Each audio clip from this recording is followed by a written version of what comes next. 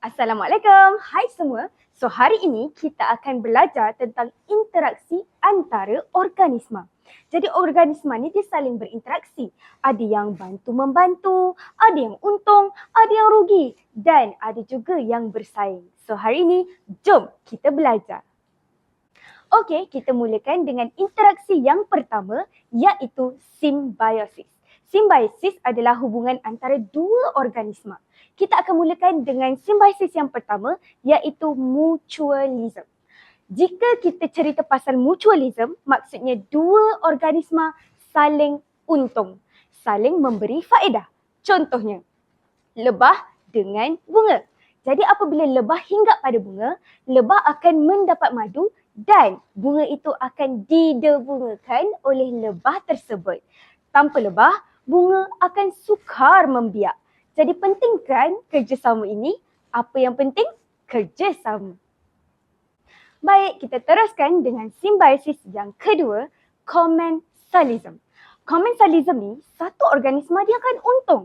Tetapi satu lagi organisma dia tak rugi dan dia tak untung. Biasa-biasa sahaja. Jadi contohnya ikan remora dengan jerung. Ikan remora ni dia duduk melekat dengan jerung.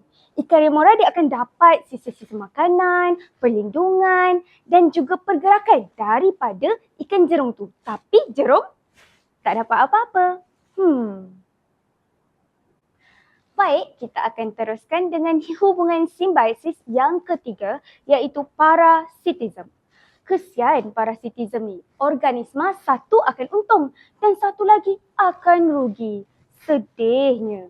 Kan, contohnya nyamuk gigit manusia. Nyamuk tu dapat darah, dapat makanan.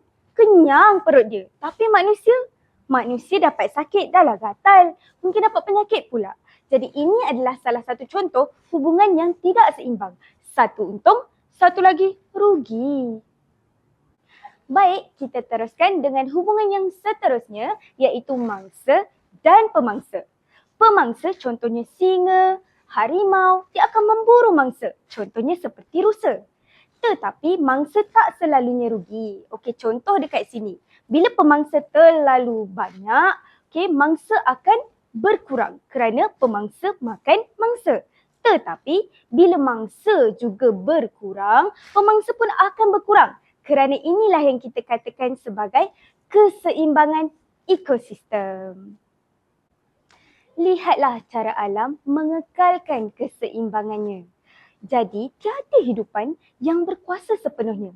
Setiap hidupan sama ada kecil ataupun besar, semuanya memainkan peranan yang penting untuk menjaga keseimbangan ekosistem. Baiklah, untuk interaksi seterusnya, kita pergi kepada persaingan. Contohnya, apabila dua tumbuhan duduk dan tumbuh dekat antara satu sama lain, mereka akan bersaing untuk mendapatkan cahaya matahari. Contoh lain, apabila ada pemangsa, contohnya harimau dan singa bersaing untuk mendapatkan sumber makanan dan juga habitat tempat tinggal. Okey, penting ke persaingan ni? Penting kerana yang paling kuat akan teruskan hidup. Jadi inilah survival of the fittest. Okey, jom kita rumuskan apa yang kita dah belajar hari ini. Ada 3 jenis interaksi antara organisma. Yang pertama, simbiosis yang terbahagi kepada 3 tadi. Commensalism, parasitism dan mutualism. Hubungan yang kedua adalah antara mangsa dan pemangsa. Dan hubungan yang ketiga adalah persaingan. Jadi ketiga-tiga hubungan ini sebenarnya penting untuk memastikan keseimbangan ekosistem. Ingat ya, semua organisma memainkan peranan yang penting. Walaupun kecil maupun besar, semuanya akan membantu untuk mengekalkan keseimbangan alam. Itu saja daripada saya untuk hari ini. Kita jumpa lagi dalam topik yang akan datang.